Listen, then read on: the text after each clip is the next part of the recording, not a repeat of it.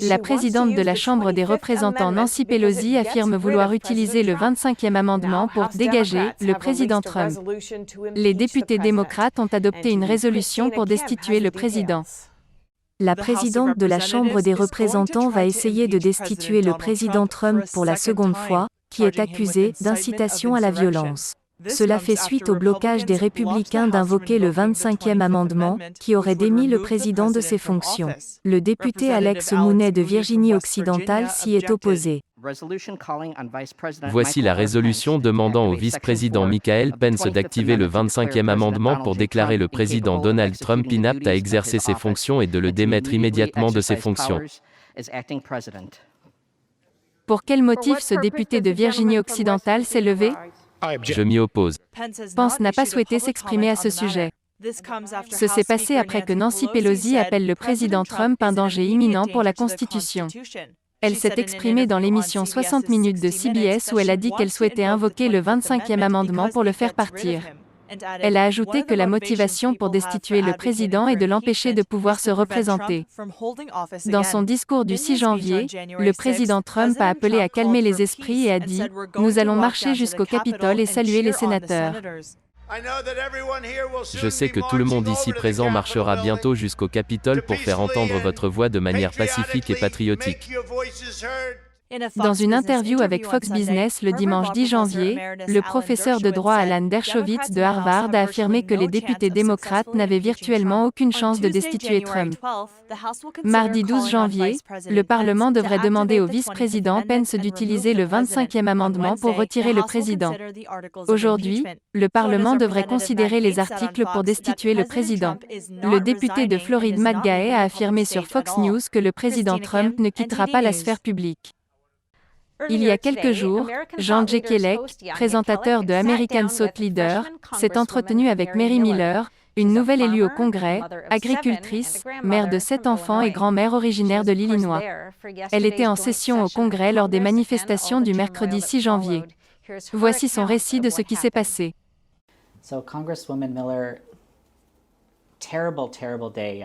Madame la députée Miller, quelle journée terrible ce 6 janvier.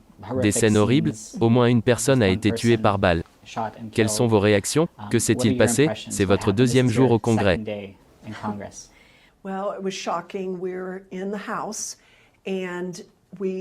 Eh bien, c'était choquant. Nous étions dans le Parlement et on nous a dit que le Capitole était en danger. Et puis je crois que nous avons entendu une sorte de coup de feu, toutes sortes de choses. Plusieurs députés se sont levés et sont partis. Puis on nous a dit « Mettez vos masques à gaz ». Je ne savais même pas que nous en avions sous nos sièges. Je tremblais, j'essayais de mettre le masque en lisant les instructions. Je n'avais jamais vécu cette expérience auparavant. Puis on nous a dit « Suivez-nous ». La police nous a emmenés. Je pense que je suis en assez bonne forme, mais je ne sais pas si c'était l'adrénaline ou si nous nous sommes vraiment précipités au point d'être fatigués et essoufflés, dans les escaliers, dans tous les couloirs.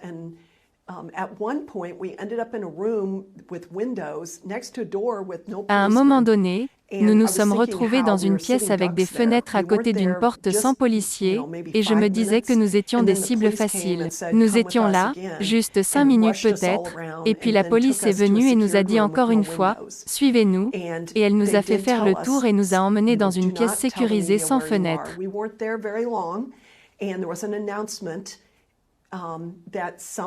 Ils nous ont dit « Ne dis pas aux médias où vous êtes ». Nous y étions depuis pas très longtemps quand on nous a annoncé que quelqu'un accordait une interview et révélait notre cachette. C'était très inquiétant. Bien entendu, je me joins à mes collègues pour dénoncer cette violence. C'est un jour très triste pour notre nation, et je veux participer à la réconciliation de notre nation. C'est juste très triste. Je suis fâchée contre la nation et je soutiens notre police, la police du Capitole. Je suis certaine qu'ils ont tous fait tout ce qu'ils pouvaient. Je suis désolée que cela se soit produit.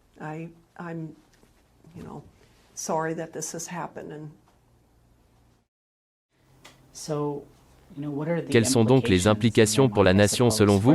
On parle d'une prise d'assaut du Capitole. Des gens ont pénétré dans le bâtiment du Capitole.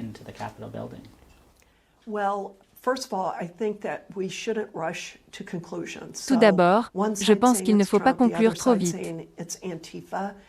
Certains disent que cette attaque est un coup de Trump, d'autres disent que cela vient du groupe Antifa. Et personnellement, je vais être prudente dans ma déclaration à ce sujet. Je suis sûre que l'enquête est en cours, et je ne serais pas surprise si les deux étaient en cause. Je ne sais pas si c'est le cas. Je pense que notre nation est plus que jamais divisée. Et je déteste cela. Je déteste cette rhétorique de la colère. Et je pense que les dirigeants devraient essayer de rassembler notre nation et non la diviser.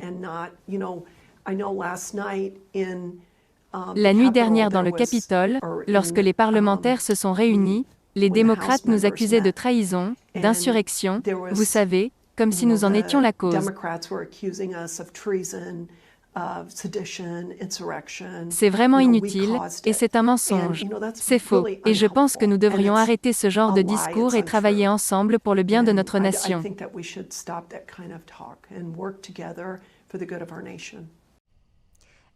Le président du Parti républicain de Géorgie et l'équipe juridique de Trump ont abandonné leur poursuite pour fraude électorale contre le secrétaire d'État géorgien Brad Raffensperger.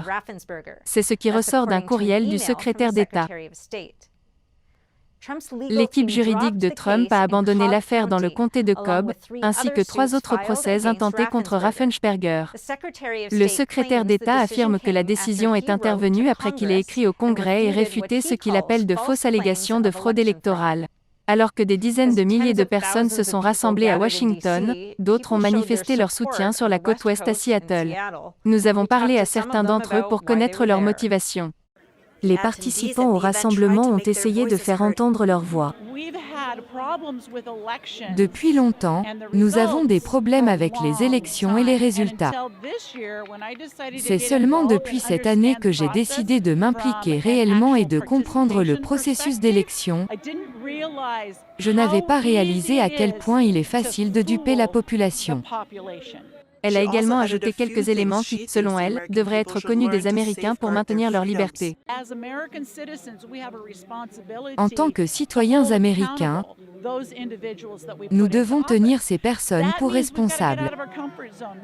Et cela signifie que nous devons sortir de notre zone de confort et apprendre des choses que nous préférerions que d'autres apprennent pour nous.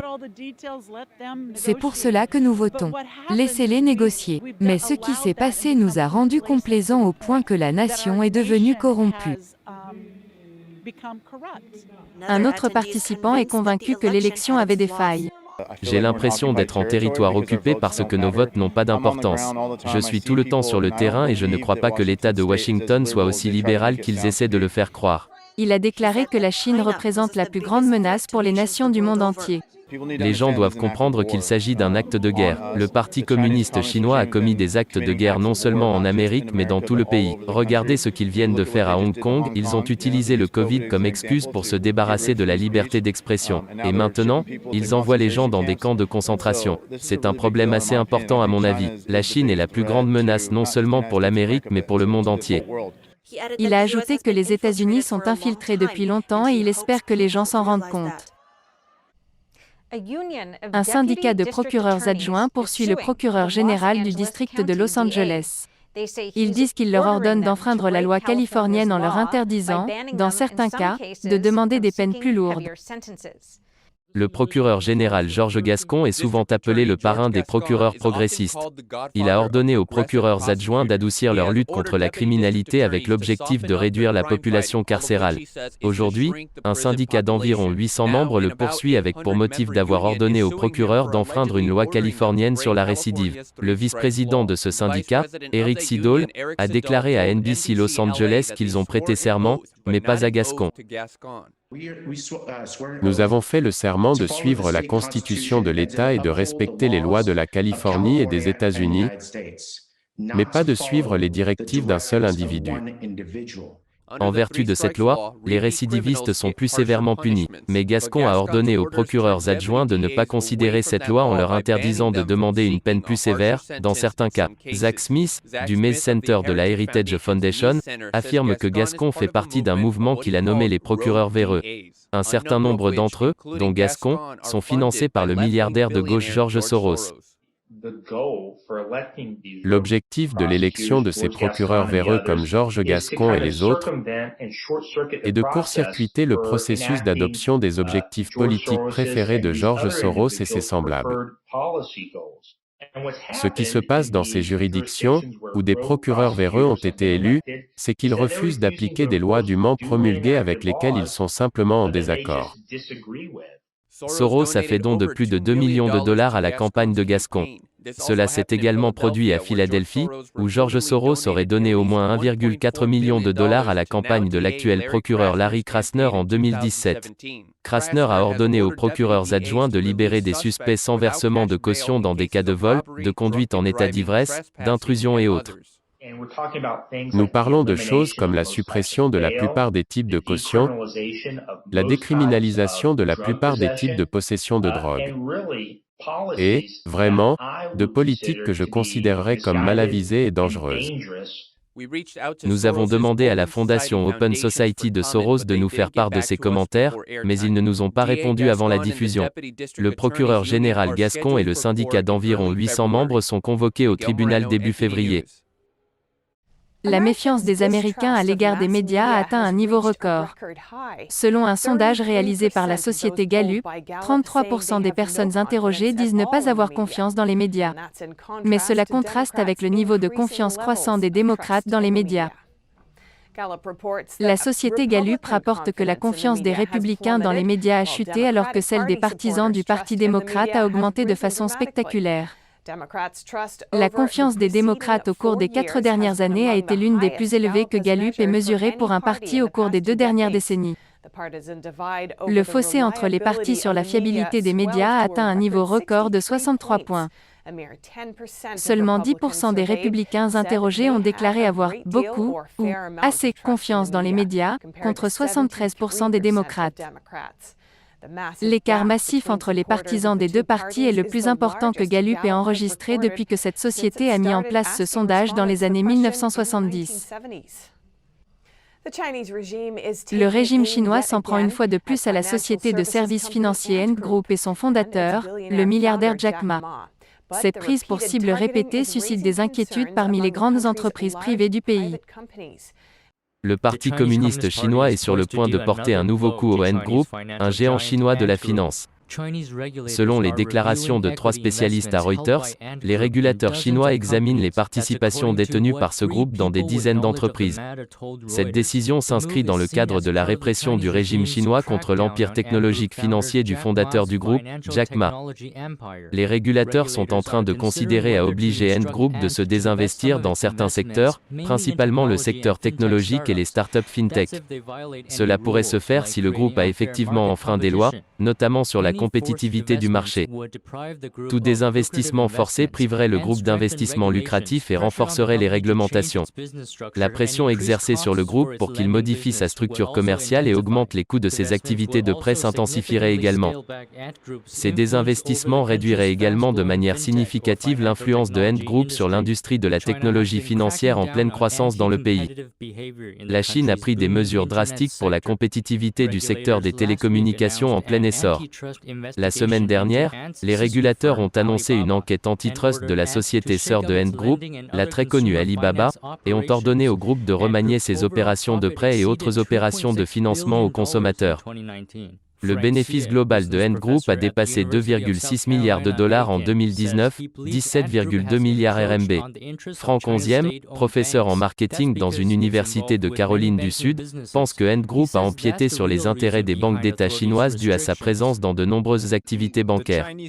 Onzième affirme que c'est le véritable motif des autorités pour imposer des restrictions. L'économie chinoise est en train de s'effondrer. Le régime communiste n'a plus d'argent. Le PCC n'a jamais considéré les entreprises privées comme des partenaires de confiance. Au contraire, le PCC les a considérés comme des morceaux de viande desquels il pourrait se servir à tout moment. Récemment, un certain nombre de grandes institutions financières en Chine ont invité Ant Group à une conférence commune. Parmi elles, il y avait la Banque centrale de Chine, le plus grand régulateur des banques et des assurances du pays. Au cours des discussions, Ant Group a été accusé d'utiliser sa position dominante sur le marché pour repousser les opérateurs similaires et de porter atteinte aux droits des consommateurs. La société a été invitée à rectifier la situation. La série de coups portés à Ant Group semble avoir semé la peur dans le secteur privé chinois. Zhang Jindong, le président du géant de la distribution privée, le groupe Suning, a déclaré le 26 décembre dernier que la société doit toujours répondre à l'appel de la politique nationale, et tout développement de l'entreprise doit servir la politique nationale. Il a ajouté, quand une entreprise est petite, elle appartient à des propriétaires privés. Mais quand elle devient grande, elle appartient à la société et au pays. Le groupe Suning se classe deuxième sur la liste des top 500 entreprises privées de Chine en 2020.